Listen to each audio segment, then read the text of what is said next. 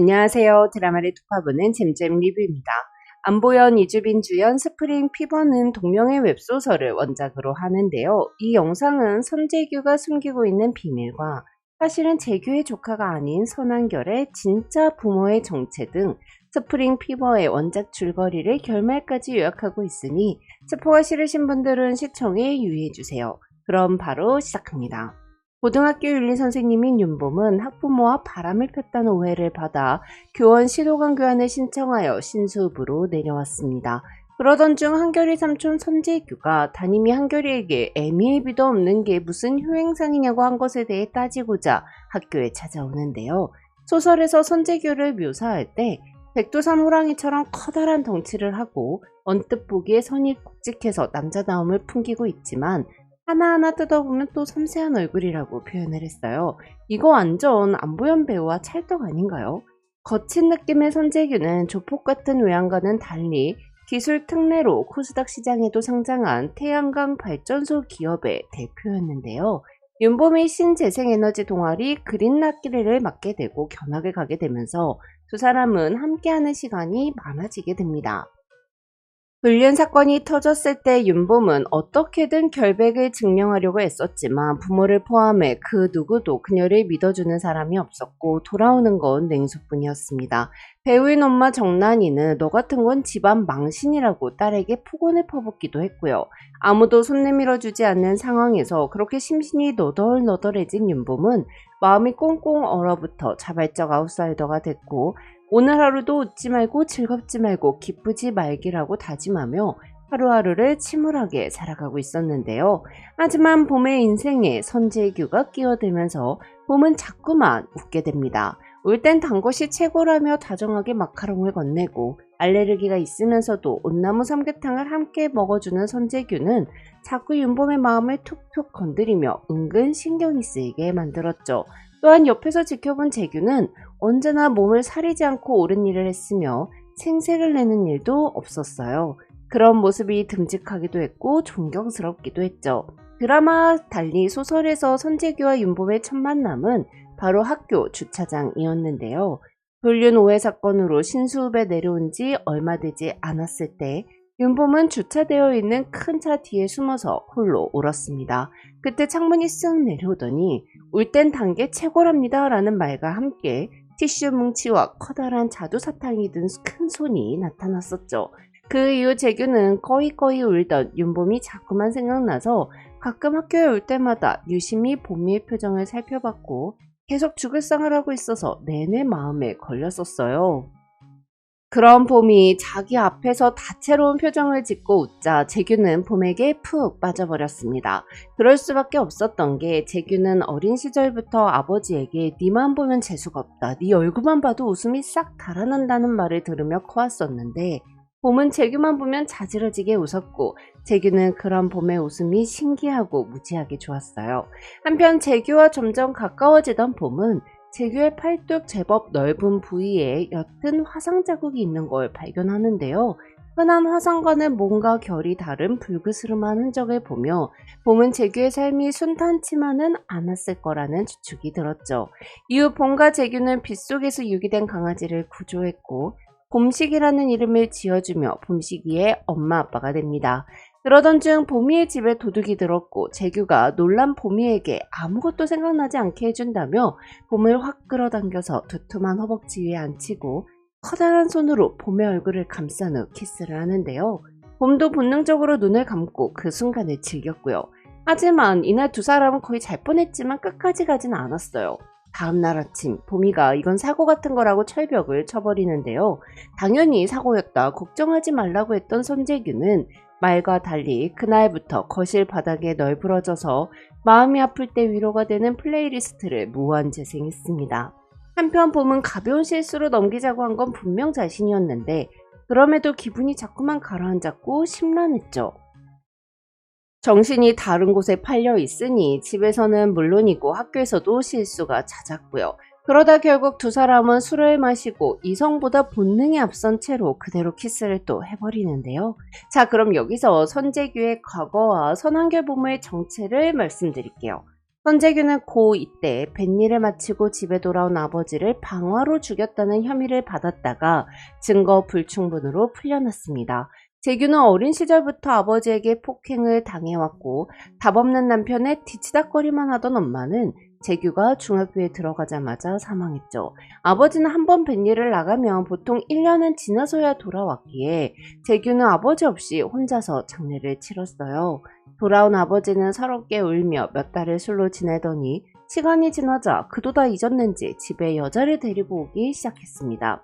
하지만 재규에게는 너 엄마를 하나도 안 닮아서 예뻐해 줄래야 예뻐해 줄 수가 없다며 네 엄마 숨 넘어갈 때 니는 뭐 했냐고 고함치고 무자비한 폭력을 이어갔죠. 그렇게 중학생 때부터 재규는 어촌 경매장에서 짐수레를 날라주는 일을 하며 돈을 모아 이곳을 벗어나자는 생각으로 버텨왔었는데요. 이후 고등학생이 된 재규는 아버지보다 덩치가 커졌고 자신을 때리려는 아버지의 손목을 잡고 반항을 했습니다. 이에 눈이 횟가닥 뒤집힌 아버지는 라이프를 꺼내 가스에 고무 호수를 싹둑 잘라버리며 라이터를 꺼내 협박합니다. 이에 재규는 아버지의 나이프를 뺏고 그냥 집을 나가버렸는데요. 그날 밤 집에 불이 났고 누군가 아버지의 뱃삭 5,400만 원을 훔쳐갔어요. 경찰은 아버지가 사망했는데 감정의 동요가 없는 재규를 용의선상에 올리며 재규의 주머니에서 나온 가스호스를 자른 아버지의 나이프를 증거로 제시했습니다. 긴 공방 끝에 증거 불충분으로 무죄로 풀려났지만 이미 마을에서 재규는 살인자가 되었죠.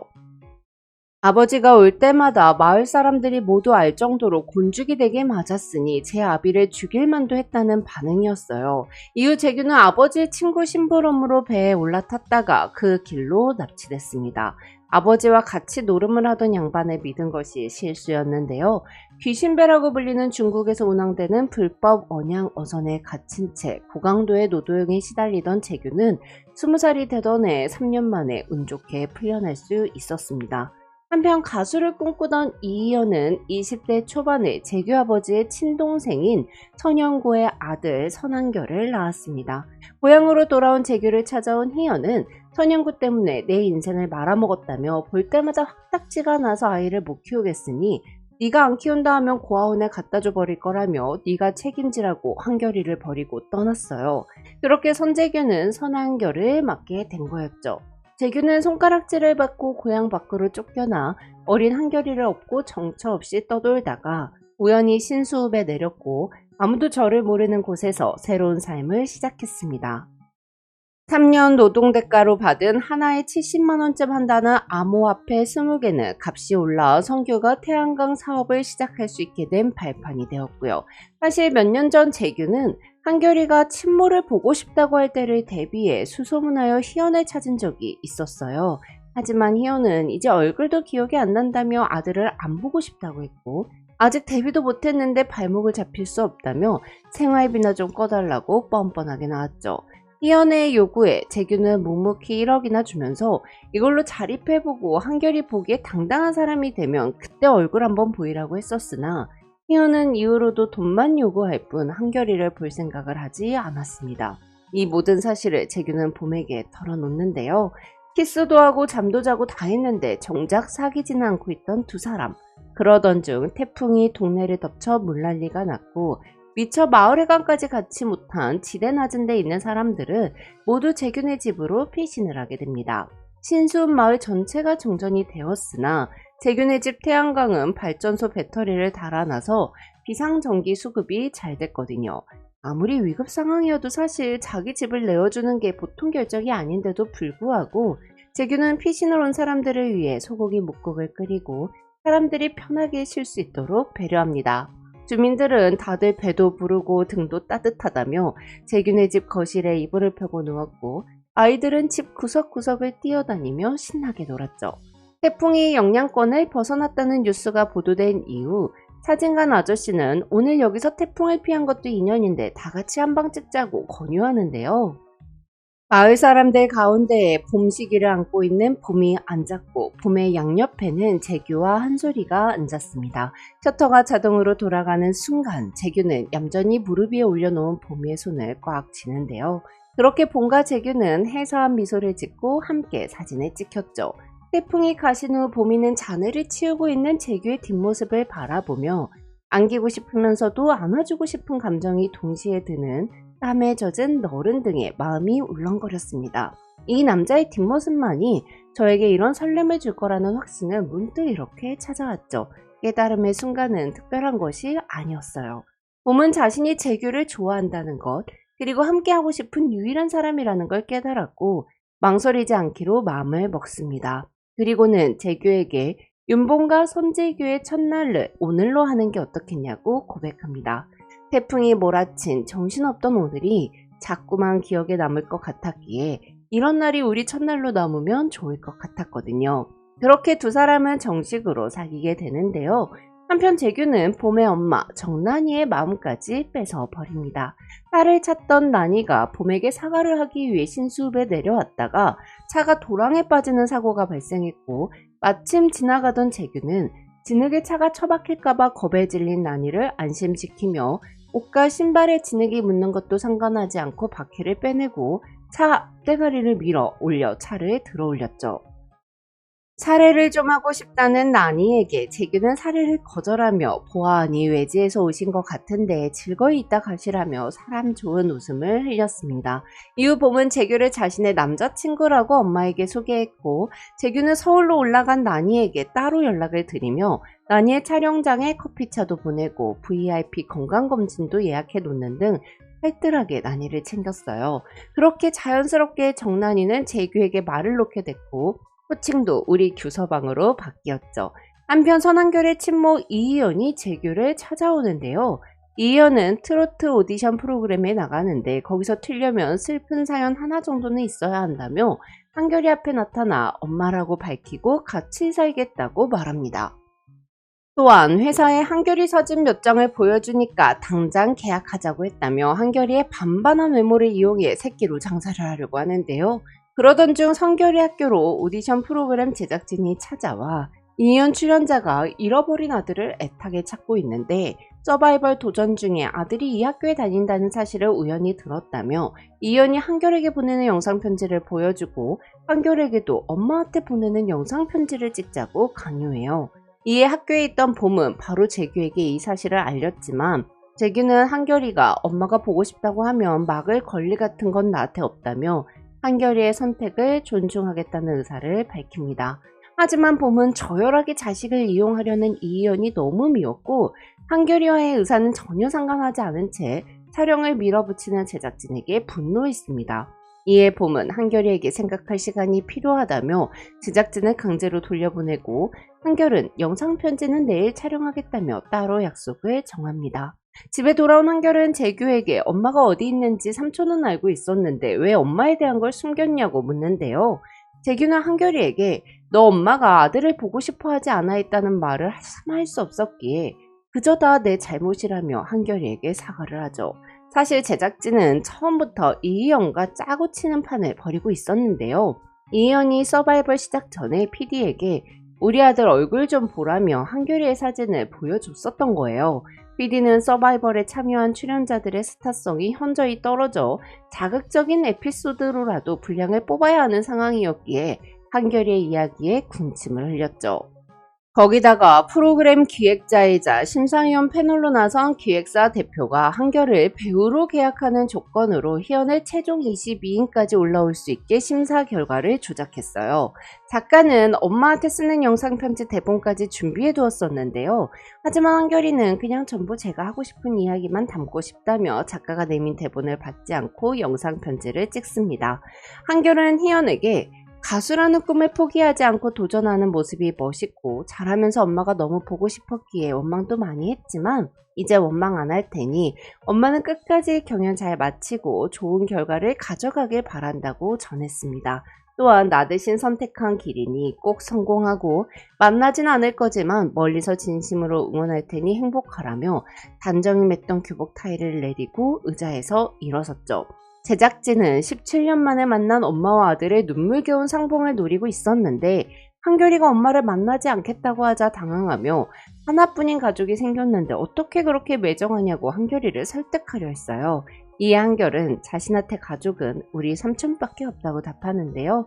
사실 한결은 최근에 엄마의 존재를 알게 됐습니다. 세진이가 읍내에서 재규가 희연이랑 있는 모습을 보고는 윤본 선생님을 두고 바람 피우는 걸까봐 뒤를 밟았다가 재규와 희연이 하는 얘기를 들었거든요. 그 후 한결은 삼촌 방을 뒤져서 재규가 희연에게 이것저것을 양도해주고 이체도 많이 해주었었다는 사실을 알게 됐어요. 재규가 자신을 어떻게 키웠는지 누구보다 잘 아는 한결은 돈만 뜯어가고 자기 자식을 버린 희연에게 갈 생각 따윈 처음부터 없었죠. 한결의 진심을 알게 된 재규는 한결이 때문에 손해가 크다고 지랄하는 제작진을 향해 자신이 이희연한테 영상 편지를 보낼 테니 꼭 방송에 내보내라며 한결이를 애지중지하면서 이렇게 훌륭하게 키운 건 바로 나고 이제부턴 내가 한결이 엄마도 할 테니 우리 애한테 이런 식으로 찾아오면 다 뒤집어 버리겠다고 경고합니다. 그렇게 사건은 마무리되는 것 같았지만 서바이벌 프로그램 PD는 이희연의 영상 편지를 내보낸 후 한결의 영상 편지 대신 학교에 찾아갔을 때 보미가 제작진을 막아서는 장면을 내보냈습니다. 자막엔 긴급 상황 촬영 중지라는 글자가 깜빡였고 그러니까 저 아이를 보호하고 있는 남자랑 만나신다는 거죠? 그 남자분이 아이가 친모를 만나는 걸 거부하시는 건가요? 아이에게도 권리가 있습니다, 선생님. 이런 작가의 목소리만이 화면에 흘러나왔죠. 당연히 촬영 당시엔 저런 대화를 한 적이 없었기에 따로 찍어서 교묘히 편집을 한 거였어요. 제작진은 악마의 편집으로 사람을 매도하고 일부러 봄의 얼굴을 어설프게 모자이크해 캡처본이 나돌도록 유도했습니다. 그렇게 봄의 얼굴과 신상이 퍼지며 봄은 남자에 미쳐서 자기 반 학생 엄마를 못 만나게 하는 여자가 되었죠. 또한 자정하는 분위기가 돌 때쯤 과거 봄이가 불륜 때문에 학교를 그만뒀다는 사실까지 폭로되며 봄은 완전히 매장되는 분위기가 되었는데요. 한편 봄은 인생에 또 이런 시련이 닥치자 과거처럼 모든 사람들이 또 자신을 믿지 않을 거라 예상했습니다. 하지만 신수읍의 사람들, 학생들, 선생님들 모두 이상한 소문 따위에 흔들리지 않고 봄의 편이었죠.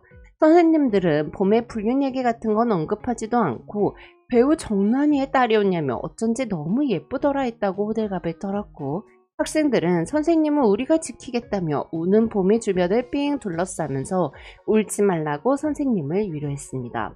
사실 봄은 타인에게 보호받는 상황은 전혀 기대해본 일이 없었어요.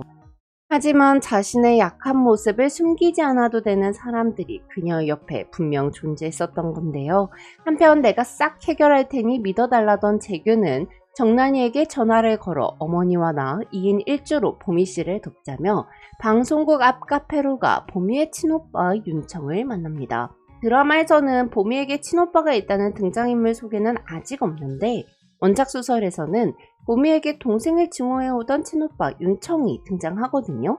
윤청은 어려서부터 공부를 잘한 보미와 자신을 비교하며 동생을 미워했고 보미를 데리러 가다가 교통사고가 나 다리에 철심을 박은 이후로는 보미 때문에 자신의 인생이 망가졌다고 생각하며 살아왔습니다.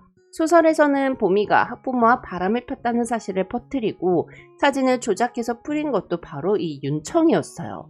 윤청은 친구인 서바이벌 오디션 프로그램 PD가 신수읍에서 윤봄을 만났다는 얘기를 들은 후 함께 윤봄 나락 보내기 작전을 실행했던 건데요.